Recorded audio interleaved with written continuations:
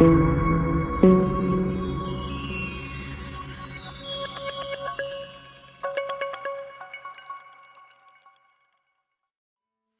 رفقا، من بهداد هستم. به کانال متا تریدینگ خوش اومدید. توی این کانال قرار هر روز بازارها رو با هم بررسی کنیم. از بازار فارکس و کریپتو مثل طلا و سهام آمریکا گرفته تا بیت کوین و ارزهای دیجیتال. پس بدون مقدمه اضافی بریم سراغ تحلیل امروز.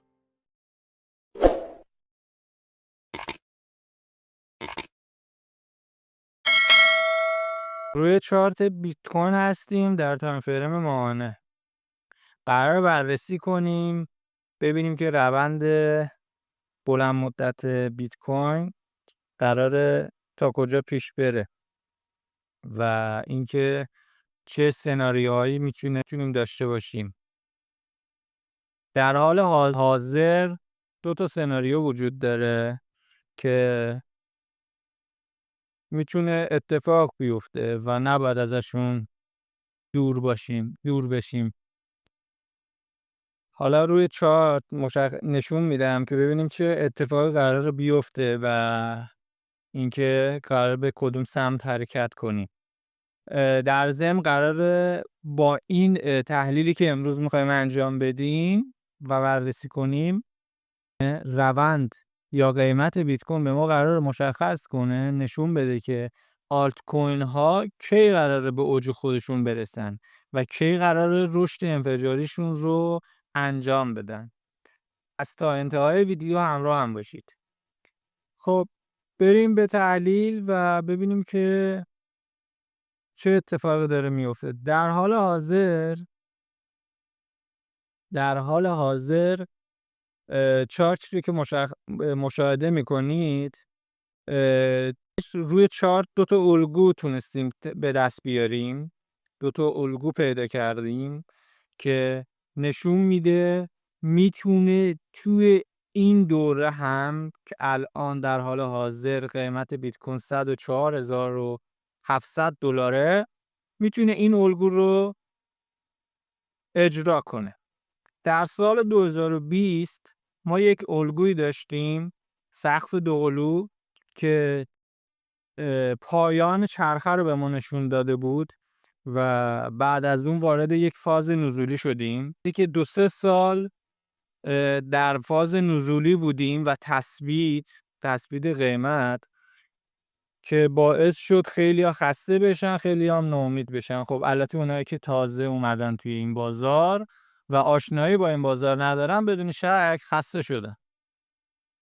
حالا چیزی که هست همون الگو و همون شکل و شمایل رو در سال 2025 و در حال حاضر که قیمت $104,700 نشون داده.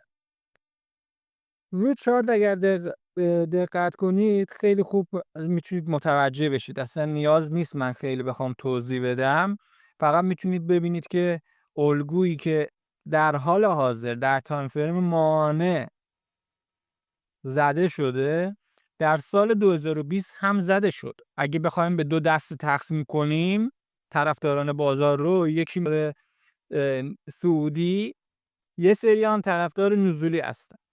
خب اونایی که نزولی هستن حق دارن، چون این الگوها رو میبینن، نمیدونم پترن های دیگر رو نگاه میکنن و به این نتیجه میرسن که ما به انتهای بازار رسیدیم و قرار نیست بیشتر از این رشد کنیم. حالا چیزی که نظر شخصی خودمه و من توی دسته سعودی هستم، به نظر من اگر ما بخوایم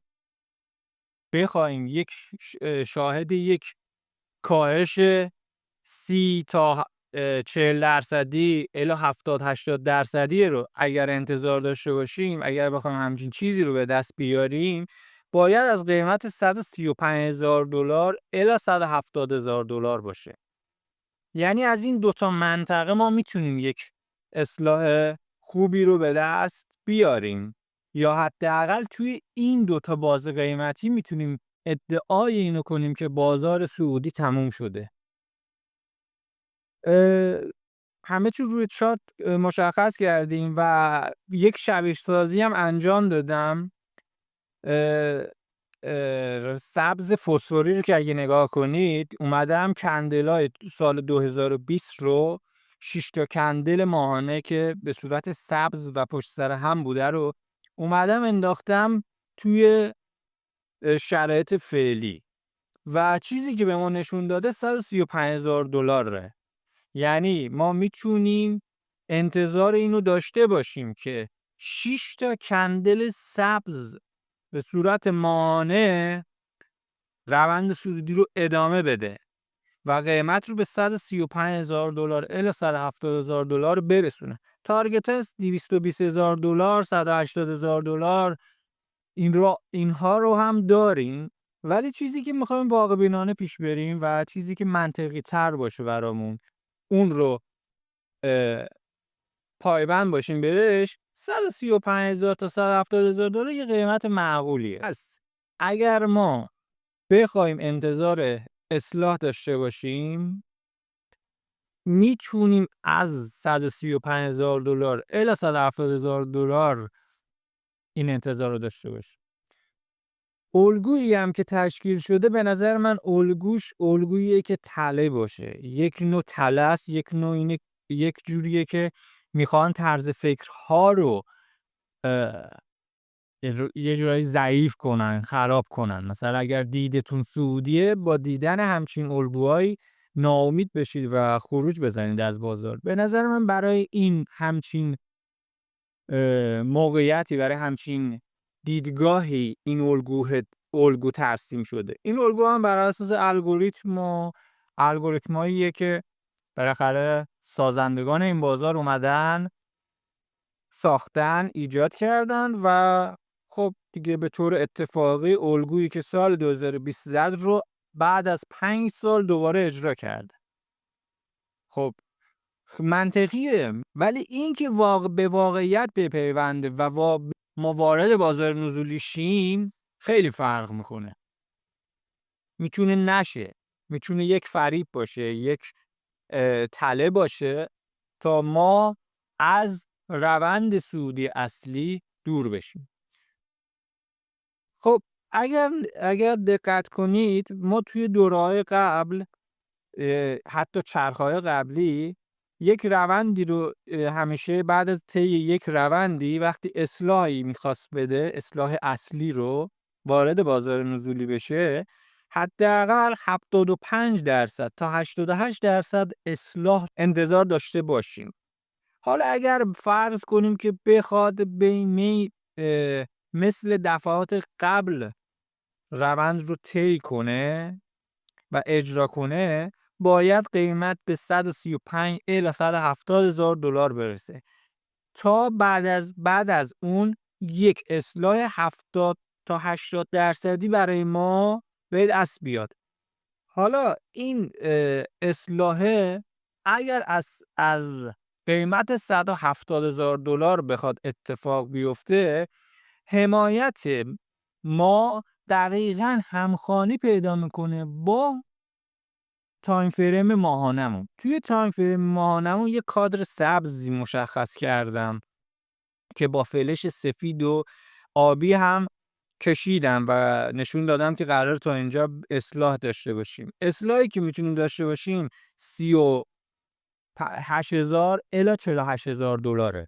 یک بار این اتفاق افتاده، اگر نگاه کنید کادری که هست 6 ماه تثبیت داشتیم که روی کادرمون اومد و تا $49,000 پایین اومد قیمت. نمیدونم حالا اگه تو این بازار بوده باشی باید یادتون باشه که بعد از اون دوباره برگشتیم بالا. همینجا رو دوباره به نظر من لمس خواهد کرد، دوباره برمیگردیم، ولی این بار از 170,000 135,000 میتونیم برگردیم.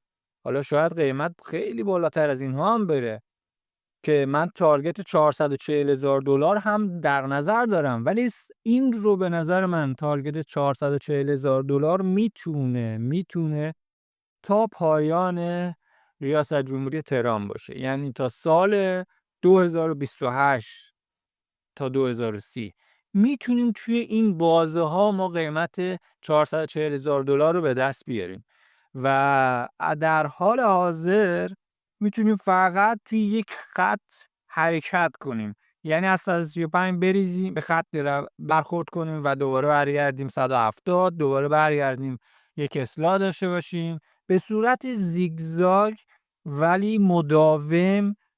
البته روی بیت کوین بیشتر الان ما معروف داریم. به طور مداوم یک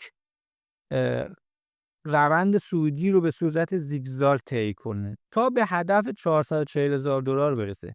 به نظر من این اتفاق قراره بیفته. حالا این که 70-80% ما الان اومدیم ترسیم کردیم گفتیم 70-80% میتونه بریزه، اینها اما اگر هستن، اینا احتمالات هستن.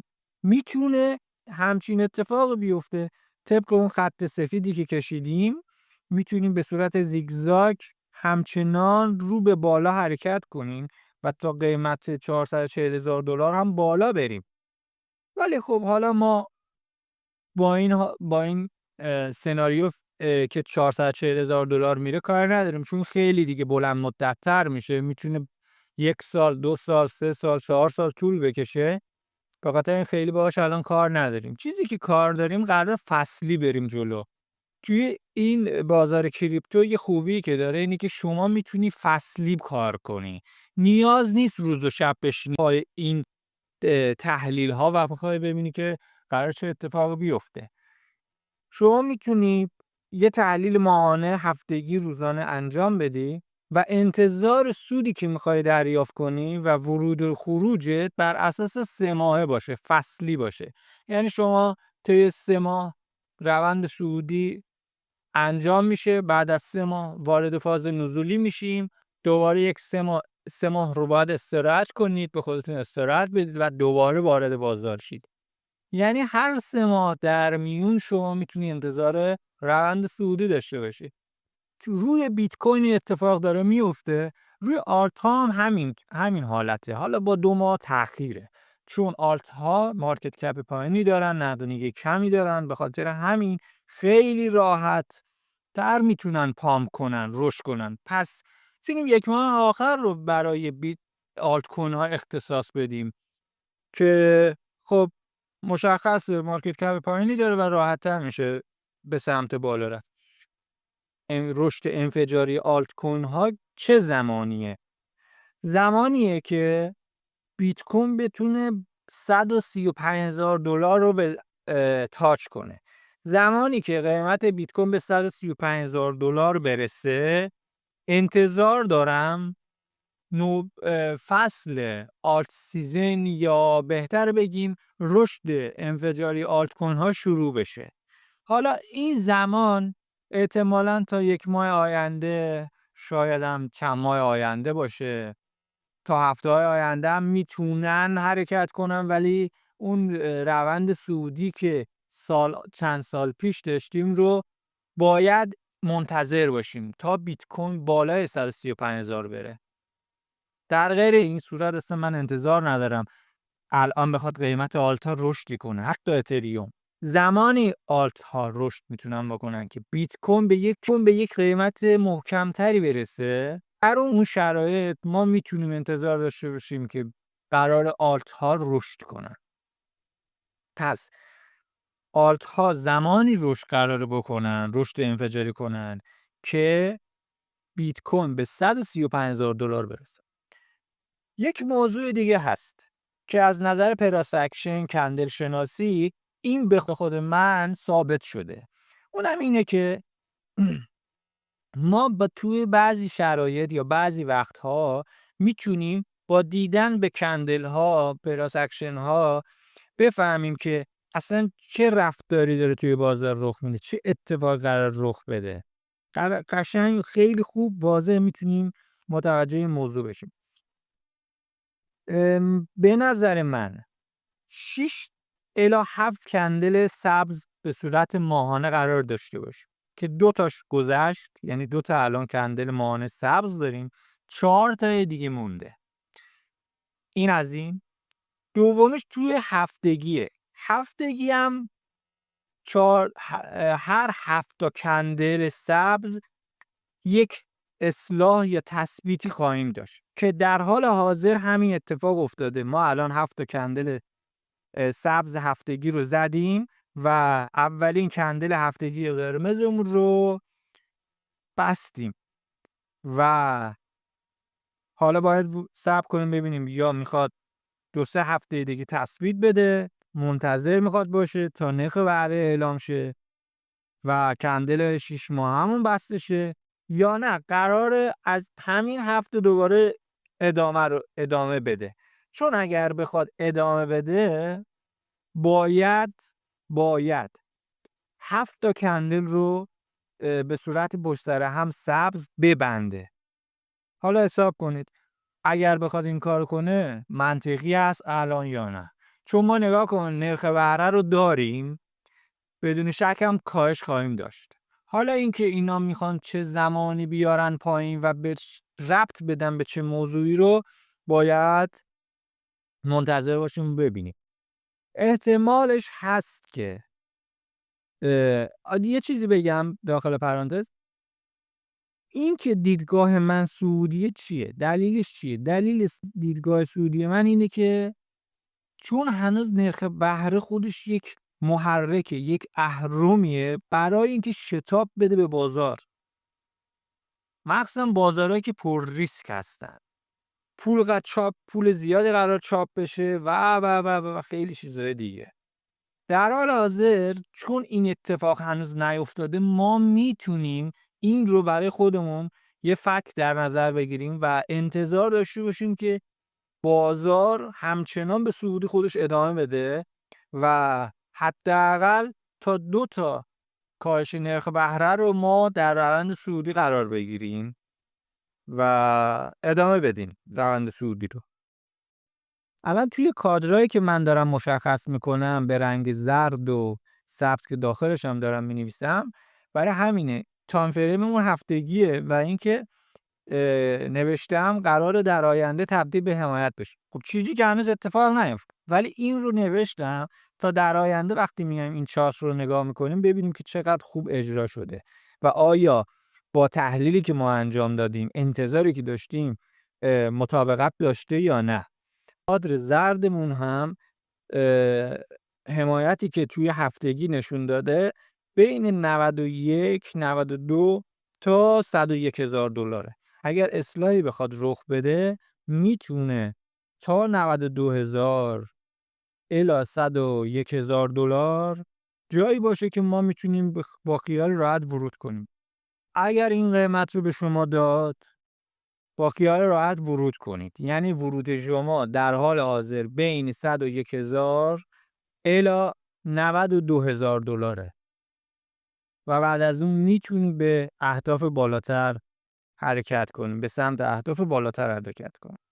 اما نظر من اینه که کادری که مشخص کردیم و داخلش نوشتیم که قرار در آینده تبدیل به حمایت بشه، به نظر من توی همین کانال قرار قیمت یا تثبیت کنه یا از همین قیمت حمایت حرکت کنیم به بالا. حمایتی که هست 102,000 دلاره و به نظر من از همینجا ما میتونیم یک حرکتی کنیم به سمت 135,000 دلار و حتی 152,000 دلار، 170,000 دلار. اما خب فکر نکنم یک ضرب بتونیم حرکت کنیم. بهترین حالتش اینه که تا 135 الی 152,000 دلار حرکت کنیم و از اون نقطه شروع کنیم به اصلاح بعدی. این روندی که ما داریم طی می‌کنیم در کل روند سعودی و طولانی مدتی خواهد بود. تا زمانی که ترامپ هست قرار این روند به صورت زیگزاگ حرکت کنه بره بالا و انتظار این که بخوایم یک ریزش 70-80% رو داشته باشیم به نظر من میتونیم در بعد از 4 سال آینده این انتظار رو داشته باشیم. یعنی الان همه اینها فقط فکت داریم میگیم قرار این اتفاق بیفته. ما اگر بخوایم 70-80% بریزیم، اصلاح بدیم و حمایتمون رو تبدیل کنیم به 70,000 دلار، چون اگه از 170 الی 135,000 دلار اگه قیمت بخواد از اینجا بریزه وارد فاز نزولی شه، بدون شک حمایتمون میشه 38 الی 44,000 دلار، 48,000 دلار. جایی که ETF تصویب شد، جایی که خریداران بزرگ وارد شدن. فکر نکنم، به نظر من اینه و فکر نمی کنم مؤسسات بزرگ بخوان همچین کاری بکنن، بخوان برگردن به خرید اولیه‌شون. حالا اونها پایین‌تر از این اعداد خریداری کردن، 32,000 28,000 $15,000 هم خریداری کردن، حالا صداشو در نیاوردن یا صحبتی ازش نکردن. خب سیاست بالاخره این بازاره دیگه. اما چیزی که هست باز منطقی نیست، به نظر من منطقی نیست. اگر ما بخوایم کاهش 70-80 درصدی رو در نظر بگیریم، به نظر من باید صبر کنیم تا قیمت $440,000. میتونیم از اونجا، یعنی همه سناریوها رو داریم میچینیم دیگه، داریم میچینیم که ببینیم چی. چون اگه از $440,000 ما 70-80% اگه بخوایم اصلاح بدیم، قیمت همین حمایت میتونه بین 70,000 تا $104,000 باشه. یعنی توی این محدوده میتونه باشه و منطقی میتونه این اتفاق بیفته. خب از تحلیل بیت کوینمون که سعی کردم تا جایی که میتونم عامیانه و خیلی راحت صحبت کنم راجبش و روی چارت همه چیز رو مشخص کردم. تارگت ها مشخصن، 135 152 $170,000 اهداف پیش رومونه و حمایت ها هم خیلی واضح مشخصن، بین 104,000 تا ارزم به حضورتون $102,000 حمایت اولمونه که تونسته هفتگیمون بالای $102,000 بسته بشه. بعد حمایت بعدی بین 92 تا $102,000 که اینها رو که میگیم بین، یعنی میتونیم 98-92,000 $ ورود کنیم دیگه. خب $102,000 بی‌معنیه ورودش، چون قیمت 104,000 فعلیمون خب خودش یه عدد خوبه. اگه بخوایم وارد شیم میتونیم بشیم، میتونیم پله‌ای وارد شیم، بعد دوباره صبر کنیم روندمون مشخص شه، توی تایم‌های پایین‌تر بیاییم و ببینیم که چه اتفاقی قراره بیفته. حمایت بعدی $76,000 $56,000 $38,000 اینها همه حمایت‌هایی هستن که میتونیم داشته باشیم. تایم فریم هفتگی ماهانه شرایطشون بسیار عالیه. شرایط ماهانه و هفتگیمون بسیار عالیه. داخل یک حلقه‌ای هم که ترسیم کردم، داخلش نوشتم که فصل آلت کوین ها، یعنی یه جورایی روند آلت کوین ها رو مشخص کردم که میتونه اتفاق بیفته، روند صعودشون ادامه پیدا کنه. اگر دقت کنید توی کادر اومدم به صورت دایره، داخل دایره نوشتم که آلت ها توی این قیمت، منظورم اینه که آلت ها توی این قیمت قرار رشد کنن، همون $135,000 که بهش اشاره کردم. خب این از تحلیل بیت کوین که سعی کردم بیشترین زمان رو براش بذاریم، چون خب مهمتر از بقیه هن.